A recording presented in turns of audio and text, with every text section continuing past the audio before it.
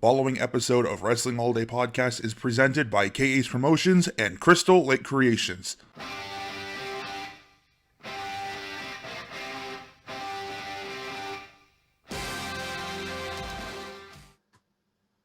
Ladies and gentlemen, welcome to the Wrestling All Day Podcast. Today is a very, very special day for Wrestling All Day Podcast. Not only are we in the booth with Ken from KH Promotions. How you doing? We are here with the legendary, this man needs no introduction, but he's going to get one anyway because he's an absolute legend. The man, Earl Hebner. Thank you so much for joining us. Thank you. It's a thrill. I mean, I'm working for K&M Productions, and somehow or another, they got my own private special referee hat here. That's exactly what it's supposed to be. That's right. Fits right in for me. There you go. Especially made for the day we had Earl Hebner sign it. We had 4 made. He signed one and threw one out. I kept one. He's got one, and we sold one. There you go. Exclusive. So, first things first. Last night, PPW. How did you enjoy the show? I thought it was a great show. A first show being around those guys, and they ran a hell of a show. I was thrilled. I was honestly, it was so interesting. I sat there and watched this thing. Every match was on the card. Mm-hmm. I kept looking over every now and then, and I see you jumping up and down, and I thought that was just the greatest thing, most wholesome thing of the entire night. Oh, it was great. It was entertaining. Man, I was looking at this, that, and the other, and those guys worked their butts off. Believe me, they got a hell of a production there. Well, they are family there. We call them the PPW family. They got that family feel when you're in the arena, definitely, when you're part of it. Oh, yeah. It's a big difference in being in the ring and sitting in a chair watching it. Yeah. It's a big difference in it. It's always been that way to me, but, it's like in the ring you know what's going on. Out the ring you don't. Yeah. And a lot of things that happens in there is surprising. Mm-hmm. Oh, yeah. And I had a lot of surprises down there last night. Oh, yeah. Yeah, I didn't have any idea. I look over, and I see you going to the barricade, and I'm like, okay. And the next thing I know, I see Mr. Ruda going down. I'm like, oh, my God! Well, apparently Earl just couldn't stand by and let that happen. No. That was a Hebner's train of thought and decision to do something. There you go. Right. Which I normally do anyway, out of the blue. So I'm unpredictable. Don't rob the PPW World Champion when Earl Hebner's in the building. Definitely. Now, talking about pushing down Mr. Ruda, taking kinds of different bumps. You've taken all kinds of different bumps. Stunners, choke slams. I'm pretty sure Mr. Sacco's come out a couple times. Everything from A to Z. Everything from A to Z. What is the craziest bump you've ever taken? The one from Hulk Hogan. Okay. Yeah. Yeah, that was a crazy. That was the most serious one. Mm-hmm. Where I really got hurt bad. Yeah, that was actually going to be the next question too. That was the night you debuted, correct? Right. Ted DiBiase, was he supposed to catch you, or were you just supposed to just go out and? Virgil, DiBiase, and Andre were supposed to catch me. Okay. And when Hogan started running, and did the push-up, the shoot push-up, I cleared everybody. Yeah, cleared Andre the Giant. That's pretty big jump there. So, but you figure the ring's 4 feet up. Hogan is another almost 7 feet up. Yep. With his arms, there's another maybe 3 feet up. So I'm being launched between 10 and 12 feet. Yeah.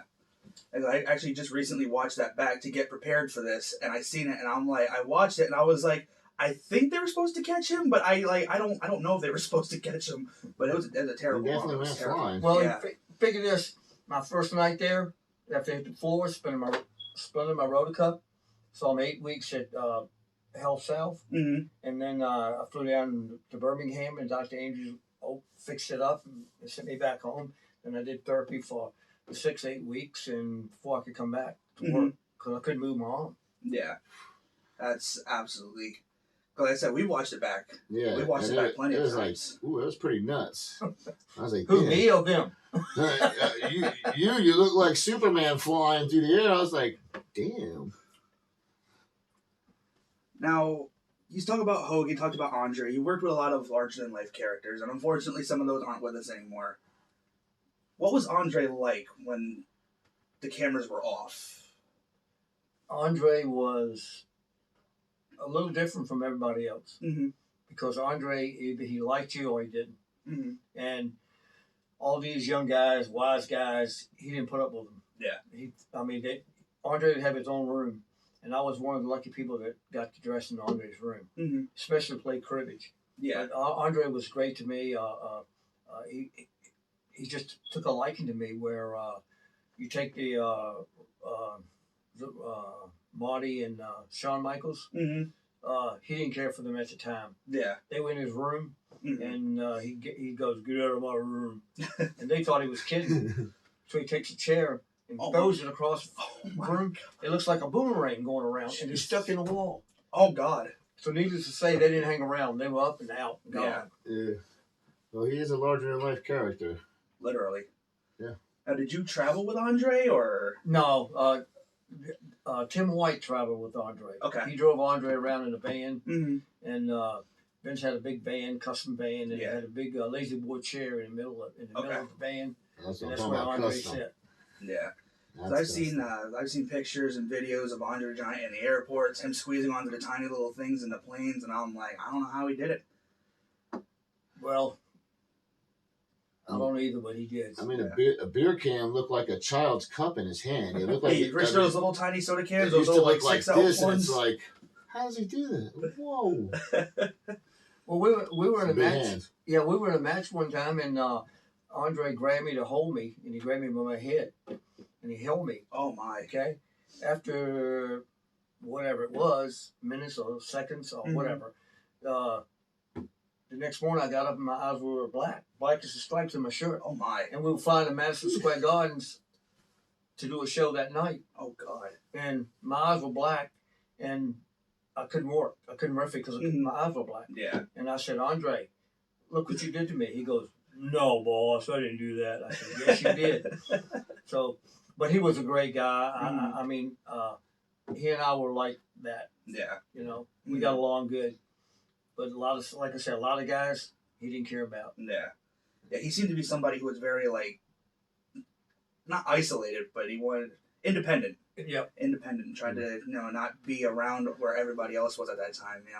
You see everybody else. You see all the hotels. Everybody. You saw the wrestlers come in, and then you see Andre come in like lastly, after everybody comes in. Yeah. Andre wanted to keep the business a business, Yeah. not a playground. Yeah. And then you got these young guys coming in, and like God knows how many hotels we've always been thrown out of because of them of the bullshit that they do. Yeah. But Andre was a businessman. Mm-hmm. Yeah. So it's always business first with Andre. Right. Exactly. Another person I know you guys were close with, Dusty. Mm. Do you have any stories about Dusty? Or I know you practically seen Cody grow up from the little 8-year-old or whatever he was when he first showed up on WCW to Right. where he is now. Well, when I worked for NWA many years ago, Mhm. Crockett Promotions, Dusty's the one that hired me, gave me my job, Okay. Oh, wow. and he nicknamed me Baby Earl. Baby I Earl. was Baby I Earl hear that a lot from a for I lot don't of know how people. many years, Baby Earl. and I'm still Baby Earl. But Dusty was my dream come true. Yeah. It's two dreams: the dream and Earl's dream. Mhm. And Dusty's the one that gave me my dream, Yeah. and he actually treated me like a son, Mhm. And then through the years, before I ever went up north, Dusty had this big truck, red truck, super truck, Mhm. and we'd go to Charlotte, and then we'd go back to Greensboro and back to Charlotte the following day. He goes, "Baby Earl, come on with me." And we'd go down the road, and he'd pull off the road side of the road. I said, "What are we doing, Dusty?" He said, "Watch this, Baby Earl." He put it in 4-wheel drive and knock all those signs down with it. And I go, "Man, are you nuts or what?" He goes, "No, Baby Earl, we having fun." But those days aren't here anymore. Yeah. But God that's bless the crazy. dream. Yeah. If it hadn't been for Love the him, dream. I'd have never had this opportunity to be Yeah. in this business. I think the same could be said for a lot of people. A lot of, especially now with NXT, a lot of those younger guys wouldn't have got the shot that they had if it wasn't for Dusty. Right. So. Well, you're still part of the family. Cody still reaches out to you every now and Oh, I then. talked to Cody and QT, and they were good as gold. You ref the only I- match Cody and Dustin had together. Yeah, that was when we first started. I didn't want to do that. I said, "Call my son," and then the guy says, "No, you don't understand. Cody wants you to do it." And I said, "Well, no, I don't want to do it." And then Cody called me and goes, "Baby Earl, I need you. This is special." I go, Nobody "Okay." else. So you know. But God knows, like I said, I've seen them grown up from babies to be men. Yeah. So where Cody was, you know, when he first got his start in 2008 to where he is now, I think he's transcended what it means to be the ex WWE guy that you talk about. Yeah. You know, he did All In. Were you there for that? The All In? Yeah. Okay. They did All In, and then it led to All Elite Wrestling, and now you look at Cody, you don't even think of WWE anymore. I'll tell you No, what. it's weird. It's the weirdest thing too. Don't challenge someone from the Dreams family, because they will take you up on that challenge and prove you wrong. Yeah. So who was that? Dave Meltzer who started that? Mm-hmm. Nobody else can fill arena. He issued the challenge to him. I think he proved them wrong, and has been doing it for what, 2-3 years straight now. Proving 4. them wrong. 4. Yeah. Well, you know, when you talk about the Rhodes family, that is the wrestling business. They're educated in that business. Yeah. They're like a professor in college. They know just about everything. Yeah. But, you know, we all learn. Even I'm still learning today at my age. But things change and everything. But they have the brain for this business. Yeah. Look at Cody. He's on TV doing what's that called? The Big Show. Go Big. Go Big Show. Yep. Like, and he had his own Got his little own reality TV show. series. Like he left WWE and blew up bigger than what he was when he was with WWE. Most people can't accomplish that. I mean, he proved to WWE that he was worth 10 times more than they've ever thought he was. Yeah. Become a world champion and stuff, and just the way he sells to the crowd, he gets the crowd invested emotionally. Yeah. Which is not a thing that happens very often these days. You know what I mean? Yeah. Well, that goes to show you the brain that Cody had. He Yes. knew he had bigger things down the road, and Bigger sort dreams. Yeah. yeah, Literally. bigger dreams. That's a good Literally, word for That's it. it. Bigger But dreams. Nightmares for other people, though, apparently. right, Yeah. right. But he wasn't going to sit around and beg and kneel for Vince McMahon when he knew in his mind it was a bigger rainbow down the road for him, and that's why he is where he is today. Yeah. Well, he cut his own path. His name is wrestling royalty, as he says. Yeah. Now, we talked a little bit about Cody being a kid. Now, I'm going to kind of correlate that with me. Now, when I was a kid, I loved playing the video games. I loved playing the No Mercy. You were a playable character in that game. What was your thoughts when they told you that you were going to be in the game? Or did they even tell you you were going to be a playable character? Yeah. Or? Okay. Yeah, they told me. I thought it was awesome. I mean, how many referees could ever be like me? Yeah. Not bragging, but No, the breaks in life that I had and I got with the superstars that I work with, that's who I am today. Yeah, because around that time when the game came out, that was when you were deep involved with your Triple H feud. That was probably around the time when Jericho won the championship that night. That was probably around that time, right? I'd say 2000, 2001. Yeah. I have a thought segment here. I don't think there's ever been another referee playable in a game, has there? I don't think so.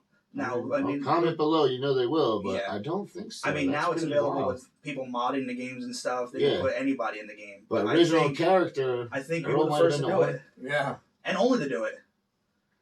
Well, I think he's the first and only to have figures, too. For 2 promotions. Yeah. You had figures for WWF and for Impact. Right, exactly. Now, what were your thoughts when you first found out that you were going to be an action figure, or when you first saw your figure? I was going, no, this can't be for real.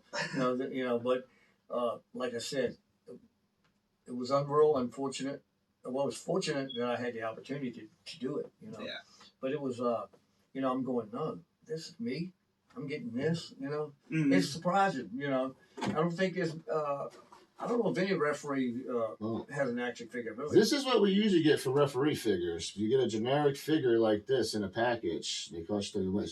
But you're the only one I know who actually had a full image figure, and then for 2 different companies on top of that. Like, it didn't just stop in WWF/WWE. He carried over into TNA and ended up getting a figure there. Hall of Famer. You got 2 figures from Impact. Right? 2 figures from Impact. 2? Yeah. Oh, my goodness. I one time I had one size of that computer with it was me, Mankind, and JR in a ring. You get the ring, you get your 2 figures and Oh, everything. wow. What a combination. Because I remember very vividly. It was Christmas Day. I got the Backlash ring, and it came with the announce table, Jim Ross, and your action figure. I still have that figure to this day. Oh. I still have it. It's in my room on display. And I've seen it. that was one of the questions I had to ask. I was like, because I literally grew up like with all the wrestling toys, the wrestling games and stuff. And still to this day, I believe you're the only referee in WWE to have a figure. A one that's made after your likeness and a video Sold game as Earl character. Hebner too. Right. And sold as Earl Hebner, not sold as referee figure. Yeah. Right. It's sold with his name on it. And I'm pretty sure he's the only one I've ever seen come down the aisle with The Rock and have his name blasted on TV. Earl Hebner and The Rock. I'm sorry, The Rock and Earl Hebner.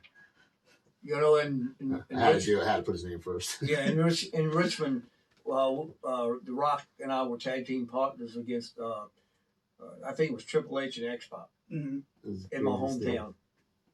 And that was awesome. I mean, The Rock took care of the business, but I did a little oddball stuff. So what was that like coming through the curtain and seeing, the hometown crowd? What was that like? It was great. It was awesome, And then again, you go back to the match with Nick Patrick and I. Mm-hmm. That was great too. That was a pay-per-view, and it was awesome. Yeah.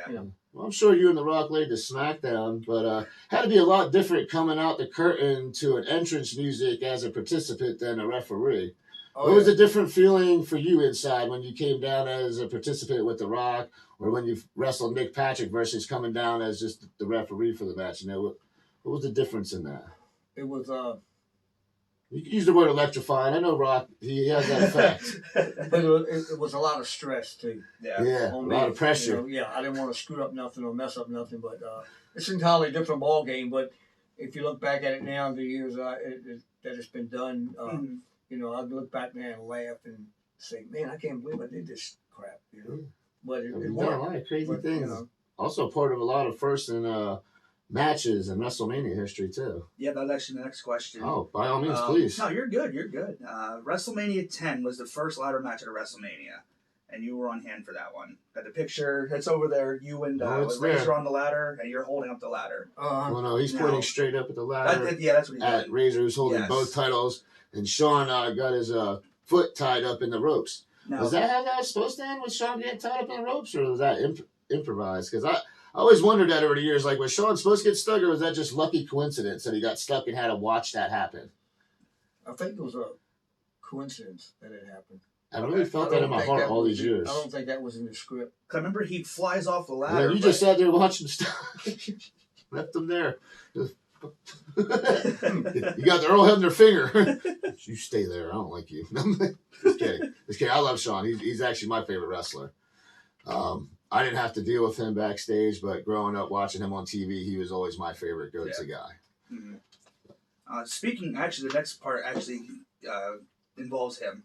The first ever Iron Man match at WrestleMania 12. San Antonio. The Arrowhead Pond in Anaheim. Oh, okay. We didn't know. Okay. When you were standing there in the middle of the ring, it was you, I got Gorilla. that photo too. Yep. It was you, Gorilla Well, that's my favorite Monsoon, one. Shawn Michaels, and Bret Hart.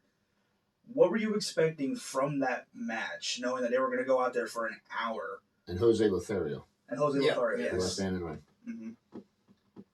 It was. I was thinking, damn, this is a long match. Could have been. And it even went longer than an hour. Yeah. Yep. So I remember watching as a kid, and it was wow. Because they had to go to sudden death, right? Yeah. Right. But that's a lot of time in that match for an hour. You figure up and down, the false finishes and all this stuff. How was it when you were there? I mean, I watched on TV. Did they hold the crowd's attention the whole time? 'Cause, I mean, they had mine. I was 12. I was glued. I wasn't born yet. It was the craziest thing I ever seen, and I actually thought Hart won. Especially when it went into overtime. Yeah. Mm-hmm. You know? I mean, it's unreal. The celebration and the Brett walks feeling. off. I mean, you're part of so many big things. I mean, it's just. And I think the moment that made it, right before they went to sudden death, Brett's walking off. He's got the belt on his shoulder. Yep, he He's won. good. He won. He's good. He didn't lose the title. And they hear Howard Finkel. The referee is reversing his decision. Well, no, I And think Brett it was Gorilla Monsoon is restarting the match. That's what it was, yes. Sorry. Gorilla Monsoon is restarting the match, and Brett just turns around and is like, huh? What the hell is this? Oh, man. That was... So I'm assuming Monsoon got in the ring and came up to Baby Earl and said, "Hey, it's not ending like this. You need to ring that bell and, We gotta have a finish winner. this right." We're going to have a winner. That was, March of 96? I wasn't even born yet. Yeah. I wasn't born until Like I said, '97. I was glued to the TV. I was a huge Shawn Michaels fan, and the fun see him get the title. And you didn't really think he'd ever win because he was such a small guy, and then he turned out to prove everybody wrong. Yeah. And then Earl had to be in the ring for at least an hour and 10 minutes with that thing, boy. I mean, I was sweating. all that up and down, damn near falls. But at the time, it was one of the most creative and insane things I've ever seen as a wrestling fan at that time. Yeah. Speaking of insane, this is the last question about the firsts. You refereed the first ever Hell in a Cell match. I had a feeling we were going there once I said insane. I felt it. The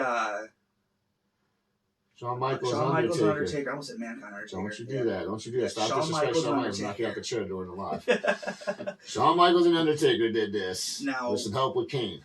What was your initial thought when you first saw the Hell in a Cell for the first time? It was unbelievable. I mean, Because up to that something- point, it was the blue bar cages, and then you Right. come out, you see this giant fence, and oh my Right. God. You were the first one to walk into it, right? yeah, but it's just that's had the business changed, and as time went on, the fans got bigger and the matches got bigger. Yeah. And there's more attraction to entertain people. And you're always trusted with the first ever, as it seems. Every time there's something big going on, you see Baby Earl coming down the aisle first. Yep. Yo, we need you to make this Because happen. I'm the biggest gopher. What was your initial thought, watching that match progress? Like Shawn on the side of the cage, flying off the side to the table. That match had so many different spots. Shawn getting backdrop It onto was the cage. insane. The whole thing was just a mess. Wasn't there a pool of blood somewhere in that match? I'm pretty sure it was all from Shawn, but I'm yeah. pretty sure Shawn Yeah. covered Undertaker and he was bleeding all over the damn place. Those cage matches are Mhm. always dangerous. Always. Yeah. It's always some freak accident Yeah. or something like that. That happens, but it's entertaining. Yeah. Was that the first time you saw Kane? When he ripped the door off?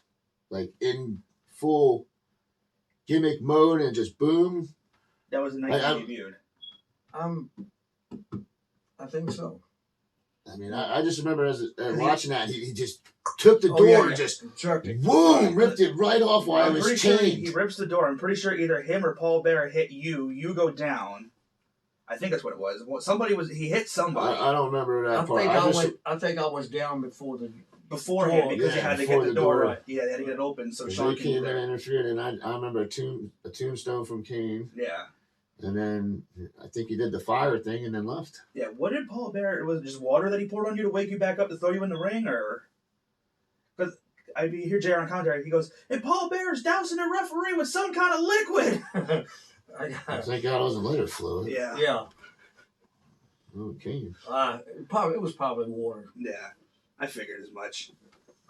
So again, you've been a part of a lot of big moments, a lot of firsts. Mankind's first WWF Championship victory. I actually just watched that full match back literally last night. Not last night, the night before. The crowd that He night. wasn't part of that match where Mankind cheated and dropped that damn pallet on top of the Rock, was he? Were you involved in that match, the halftime heat match? Or was that was either Mike Chioda, Tim White, or you? I cannot remember. I forgot about that match. I'm trying to Pinned him with the pallet, Jake. Used the Ironically enough, we're filming this and- on Super Bowl Sunday too. yeah, and then dropped and then put the pallet on top of him so Rock couldn't get out, and then sat on the pallet. And I don't remember the referee for the match. I don't think it was Earl, because if it was, I think it would stand out. I'll tell you, if I had to guess, it was either Tim White or Mike. Yeah, you would have been in an empty arena with Rock and Mankind that night, Yeah. and they went Yeah. running around the whole arena in the offices and the catering. He was probably in the main arena that night. Yeah, because they were doing heat that night. Yeah. So what was it like when Stone Cold's music hit for that match with Mankind and The Rock? When his music hit, the crowd went nuts. Billy Gunn, the DX is fighting with the corporation. Out comes Stone Cold, chair shot. You turn around, and boom, 2, 3, and the whole crowd just insane. Went crazy. Mm-hmm. Yep. Now, what was it? 'Cause watching on TV, I'm assuming does it no justice to what it actually sounded like that night. What would you describe it as? Was it one of the biggest pops you ever heard, or? Probably one of the biggest pops Yeah. I ever heard.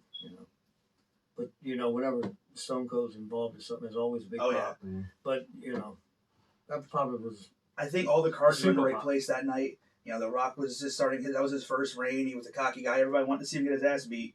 And finally, Mankind, this guy who nobody thinks is going to be champion, with the help of Stone Cold, he only held it for like 2 weeks, but with the help of Stone Cold, becomes champion. And now, at the time watching that, I think the first time I saw it, I was probably like 5 or 6, and I thought it was happening live. So I'm sitting there screaming. I'm like, Mom, look, he won. And she's like, yeah, I know. This happened years ago.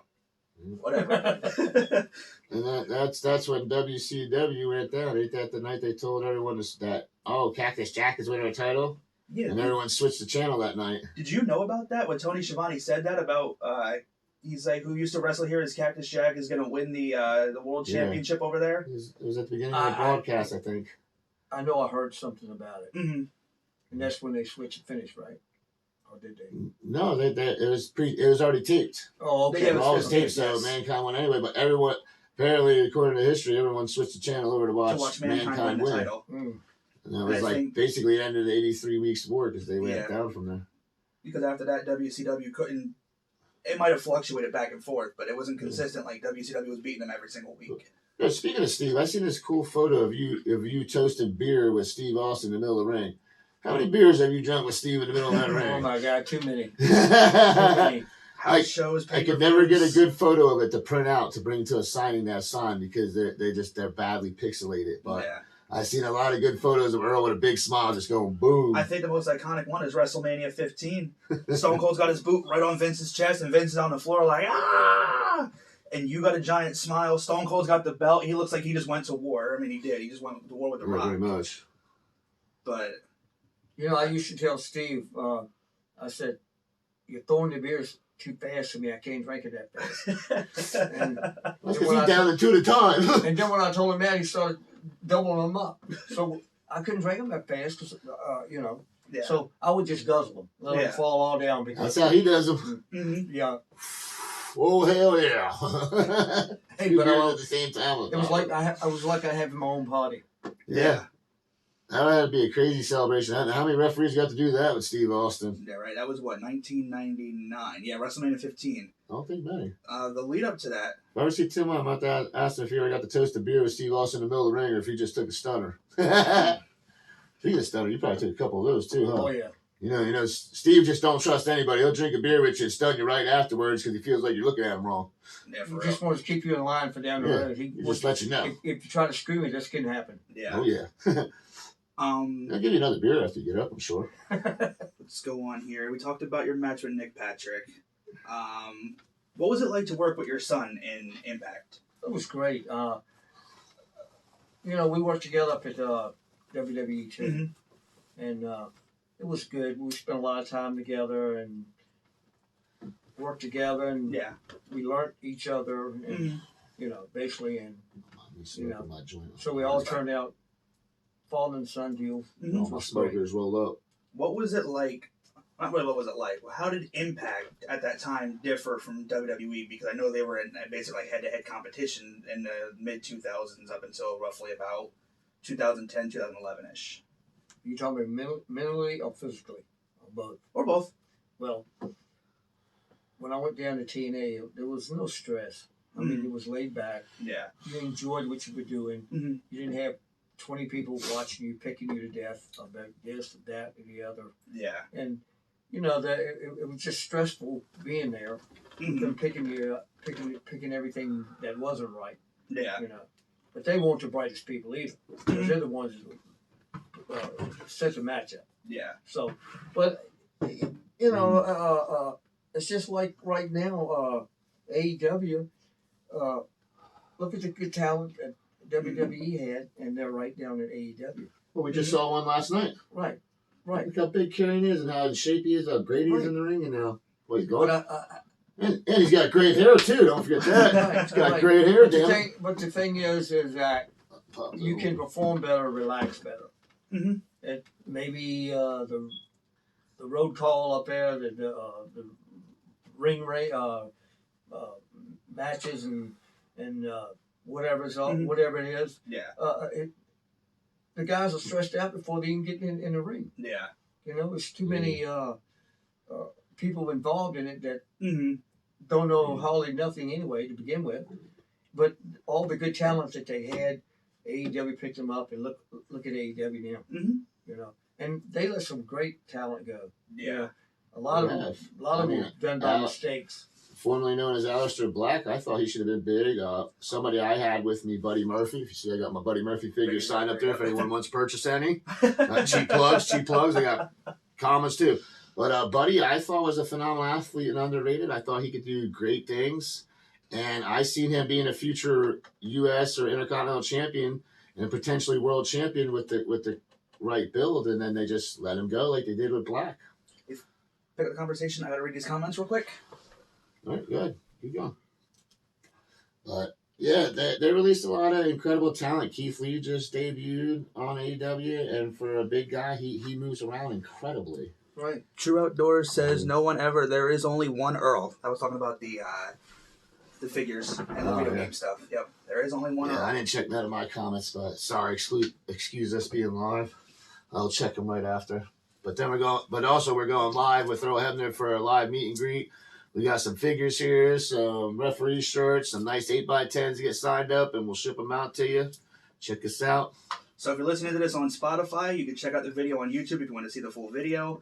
We have a couple more questions before we wrap it up here, and then we're going to be live on Facebook with Earl for a live sale. At Cage signing. Promotion 7 on Facebook. There you go. Now, we talked about Stone Cold, talked about The Rock. You've done it all.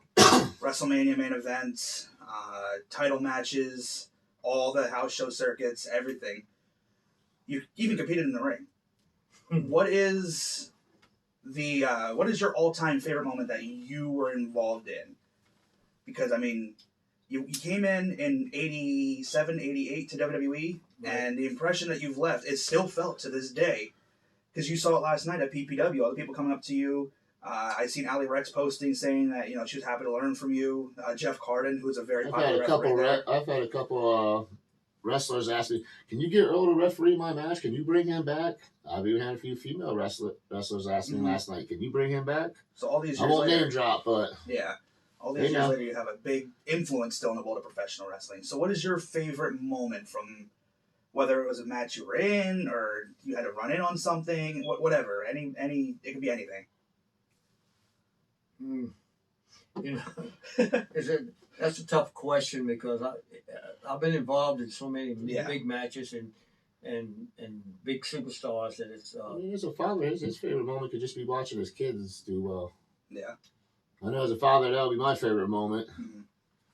But that's one of my favorite moments to see my son keep going and he's number 2. I'm number 1.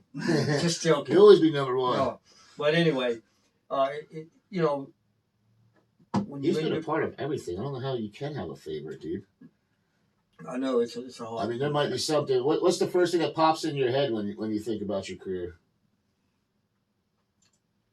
Of all the shit I've done. I've done so much, I mean, you think of all the things, you think of all the WrestleMania He's got events. T-shirts too. I mean, look at that. Look at that nice T-shirt. World's Greatest Ref. And then he's got his Damn Right I Did It shirt. Oh, and the Wrestling Buddies. He got Slam Buddies too, guys. Check them out on Instagram. Get yourself some Slam Buddies. Yeah, that was one thing we tried to shy away from this time. I know you get asked about it all the time, Montreal, so we tried to shy away from it as much as we could. But yeah, like I said, you've left a lasting impression literally everywhere you've gone. Impact, WWE, AEW. How many matches did you do in AEW? One.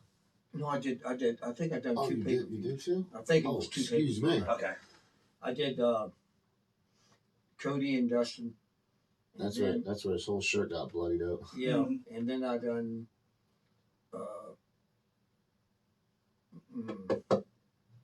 Nick and Cody.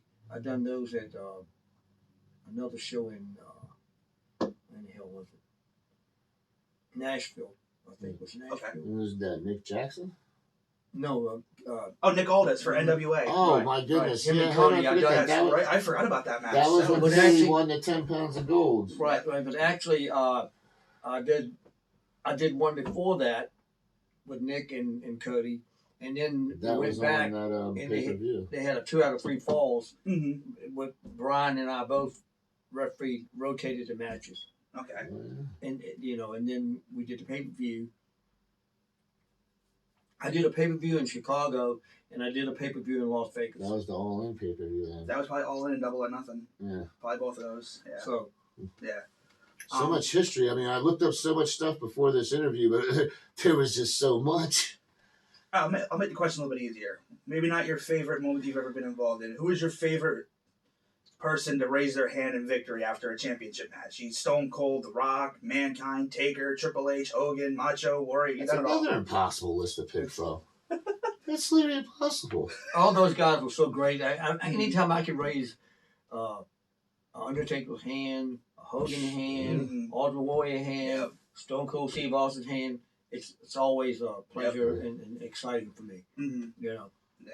Well, I mean, I've had my hand raised behind it. It's a great feeling.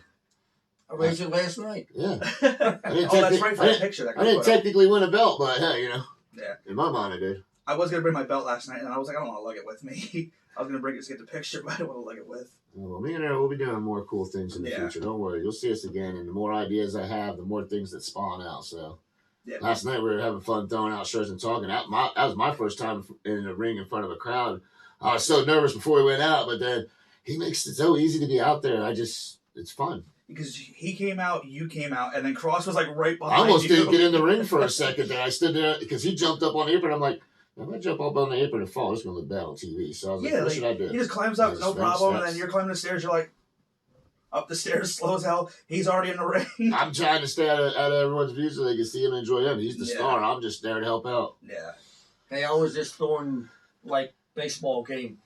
K&H production shirts, gone. I was watching Cage Promotions. Not my money. I was watching the playback, and he threw the shirt, and I'm like, he's got a damn arm like a pitcher. Like, yeah, we did come on. He signed the hat live right there, chucked it out to a kid. I seen the kid wearing it. Kid had a huge smile wearing it, and he was wearing the hat the rest of the night. Yeah. Well, you know, putting hats up, I think this is a great hat here. Yeah.